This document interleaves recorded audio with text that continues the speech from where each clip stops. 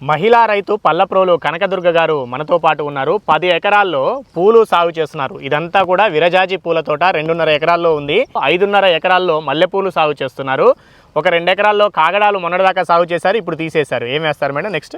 బంతి తోట వేస్తాం. బంతి తోట వేస్తారు. ఎంతమందికి పూలు కోయడానికి పని ఇస్తారు రోజు? మేము రోజు 20-25 మందికి ఇస్తామండి. 20 మంది, ఒక్కోసారి సీజన్ లో ఎక్కువ మంది, 50 మంది దాకా వస్తారు. 50 మంది దాకా. ఈ రోజు ఎన్ని కోసారు పూలు? ఈ రోజు 10 కేజీలు కోసామండి. ఇవి విరజాజులు. విరజాజి. మల్లెలు ఏమైనా వెళ్తాయా? మల్లెపూలు కోయడానికి వెళ్ళారండి.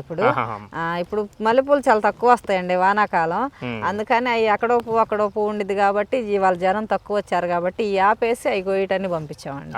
వీళ్ళు దాదాపు 10 ఎకరాల్లో పూలు సాగు చేయడమే కాదు, 20 మంది మహిళలకు ప్రతిరోజు పూలు కోసే పనిని కల్పిస్తున్నారు. విరజాజి పూలేమో వర్షాకాలంలో ఎక్కువగా దిగుబడి వస్తాయి, చలికాలంలో మెల్లగా తగ్గుతూ వస్తూ ఉంటాయి. తో మల్లెపూలు మాత్రం ఎండాకాలంలో ఎక్కువగా దిగుబడి వస్తాయి. 2 సీజన్లలో కూడా ఆదాయం ఉండాలి, పని కల్పించాలి అన్న ఉద్దేశంతో ఇక్కడ విరజాజులు పక్కనే మల్లెపూలు కూడా సాగు చేస్తూ ఉన్నారు.